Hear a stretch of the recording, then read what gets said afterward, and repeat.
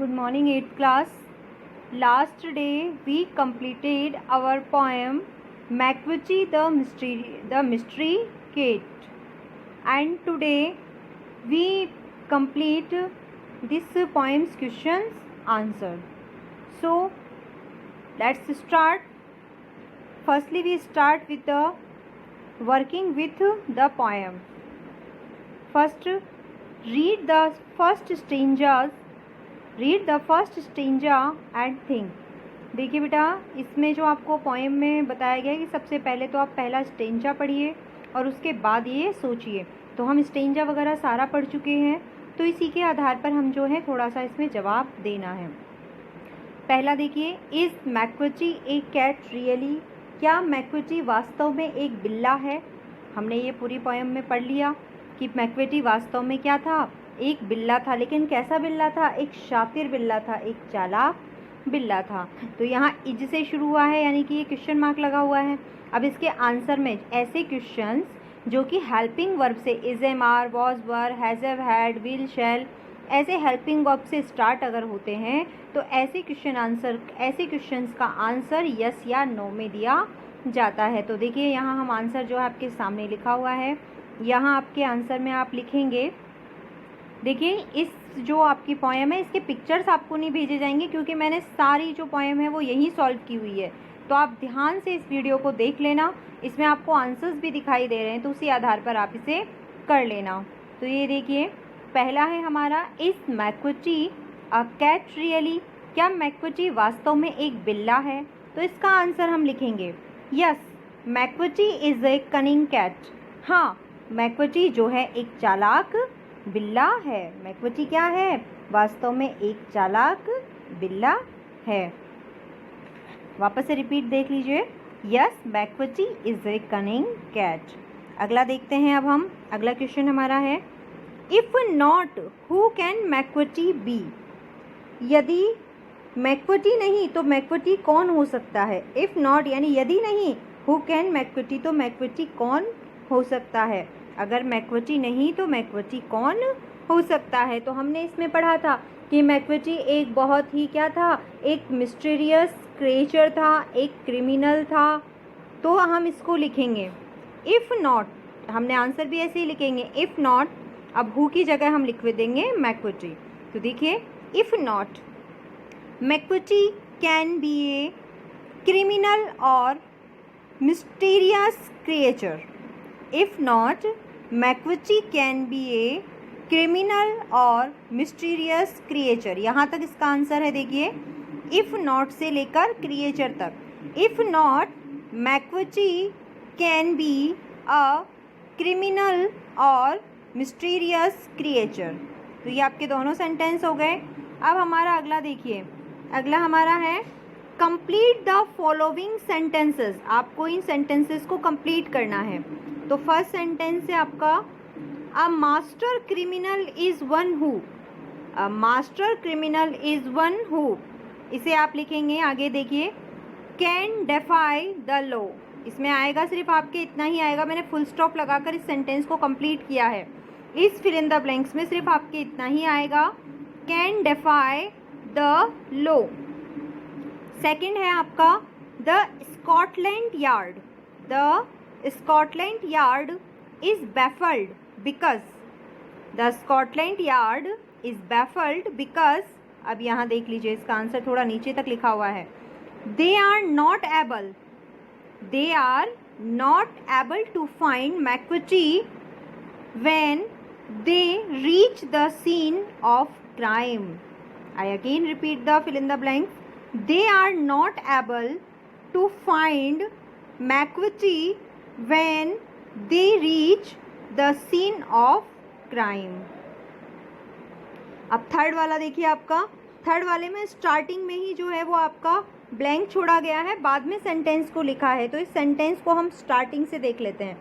इस सेंटेंस में आप देखिए लिखेंगे, flying squad is not able to catch him. I again repeat. देखिए, flying squad is not able to catch him. देखिए, जगह नहीं थी इसीलिए थोड़ा वर्डिंग ठीक नहीं है, इसीलिए बार बार आपको बोलकर बताया जा रहा है.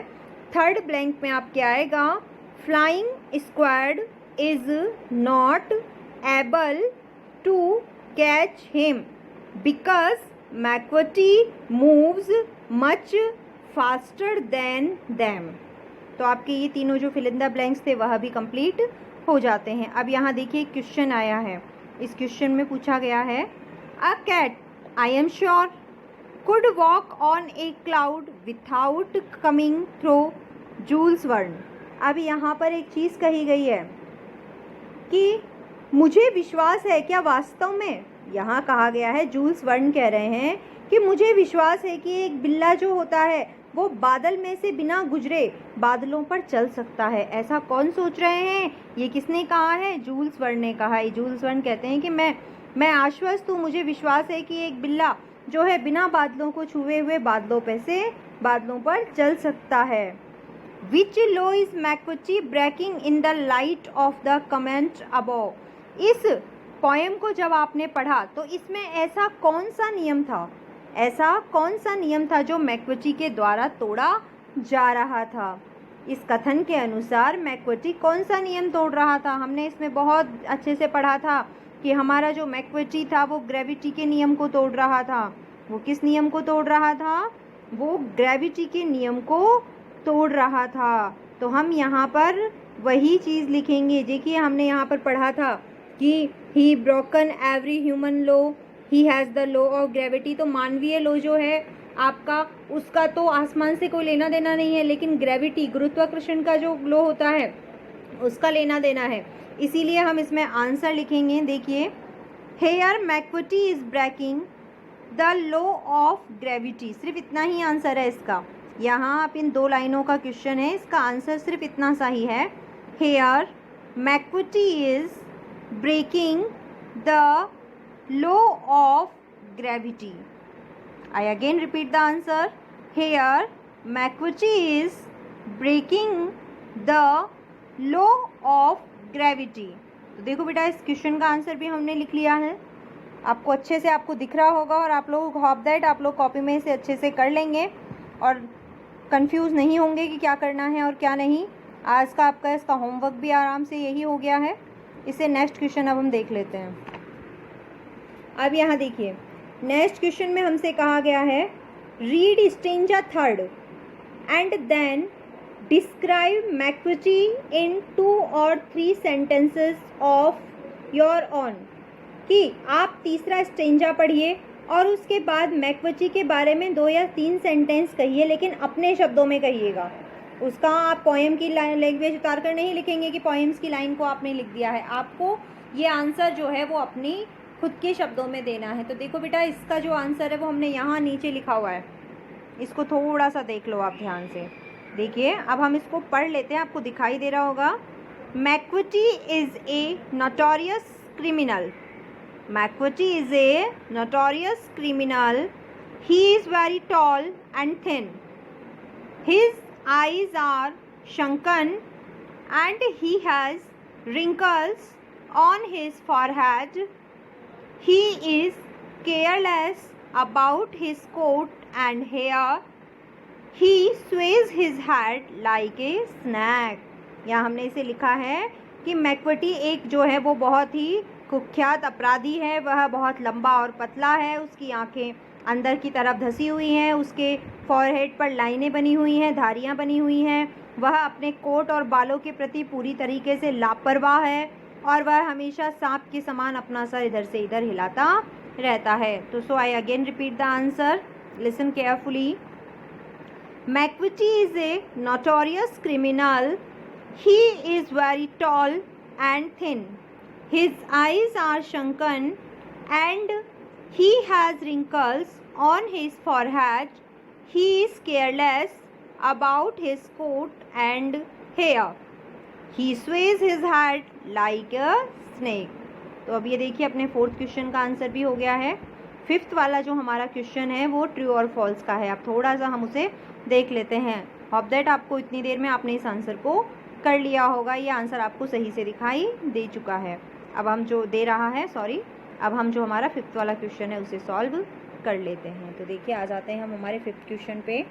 5th क्वेश्चन है हमारा 5th। देखिए, से फॉल्स और true for each of the following statements. यहाँ मैंने इनके आगे ही लिख दिया है कि आप बताइए कौन सा सेंटेंस इसमें सच्चा है और कौन सा झूठा है। तो सच के लिए ट्रू आता है और झूठ के लिए फॉल्स आता है। तो यहाँ देखिए, Macavity is not an ordinary cat. Macavity एक सामान्य बिल्ले के समान नहीं था। ये बिल्कुल सच है, क्योंकि सामान्य बिल्ले इतने ऐसे नहीं होते जैसा कि वह था। वह तो बहुत शातिर था और साधारण बिल्ले इतने शातिर नहीं होते हैं। तो ट्रू। अगला देखिए, Macavity can not do what a फ़कीर कैन ईजीली डू। मैक्विटी वो नहीं कर सकता था जो फ़कीर आसानी से कर लेते थे। नहीं, ये गलत है। मैक्विटी तो वो कर लेता था जिसे देखकर फ़कीर भी आश्चर्यचकित रह जाते थे। ये हमने पढ़ा था कि फ़कीर और जादूगर भी कंफ्यूज हो जाते थे कि मैक्विटी ने ये सब कैसे कर लिया। तो यहाँ आएगा आपके फॉल्स। फर्स्ट में ट्रू है, सेकंड में फॉल्स है। थर्ड देखिए, McVitie has super natural power. क्या मैक्विटी के पास जो सुपर नेचुरल पावर जो होते हैं, जिसे हम एक अलग ही प्रकार की ताकत कहते हैं, क्या वह ताकत थी? यस। उसके पास नहीं होती तो क्या कोई बिल्ला आसमान में हवा में तैर सकता था या उड़ सकता था? और क्राइम करने के बाद वो क्राइम सीन से अचानक गायब कैसे हो जाता था? तो यहाँ हम इसको कहेंगे ट्रू। हाँ, ये सच है। अगला है, Macavity is well dressed. Macavity is well dressed, smart and bright. Macavity एक अच्छी ड्रेस पहने हुए रहता था, हमेशा स्मार्ट था और ब्राइट था? नहीं, मैक्विटी कभी अपने बालों की, अपनी मूँछों की और अपने कोट की परवाह नहीं करता था। उसका कोट हमेशा धूल में सना हुआ होता था और उसके बाल हमेशा बिखरे रहते थे। तो ये क्या है? फॉल्स आएगा इसमें। नेक्स्ट देखिए, Macavity is a spy, a trickster and a criminal are rolled in one. Macavity अपने आप में ही बहुत चतुर था, चालबाज था और एक बहुत बड़ा अपराधी था, और वो कहें तो ये सब कुछ वो अकेला ही था। क्या ये सच है? हाँ, तो इसमें हम लिखेंगे ट्रू। तो देखिए, फर्स्ट में ट्रू, सेकंड में फॉल्स, थर्ड में आपका ट्रू है, फोर्थ आपका फॉल्स एंड फिफ्थ फिर से आपका ट्रू है। अब इसके बाद जो है, आप आज जो आपकी इस पोएम के क्वेश्चन आंसर इतने ही आपको कॉपी में करने हैं। फिफ्थ और सिक्स जो है वो आपको नहीं करना है, क्योंकि यहाँ आपको ये कहा गया है कि आप अनुमान लगाइए। Having read the poem try to guess whether the poet is fond of cats. तो यहाँ पर पूछा गया है कि आप जो है कविता को पढ़िए और अनुमान लगाइए कि क्या कवि जो है वो बिल्लियों का शौकीन था या उसने कैसे अनुमान लगाया। तो ये जो दो क्वेश्चन आपके लास्ट वाले हैं, सिक्स और सेवन्थ, वो आपको कॉपी में नहीं करने हैं। फर्स्ट, सेकंड, थर्ड और फोर्थ, इसके बाद फिफ्थ का ट्रू और फॉल्स आपको करवा दिया है। इसे ही आपको अपनी कॉपी में करना है। यही आपका आज का होमवर्क है।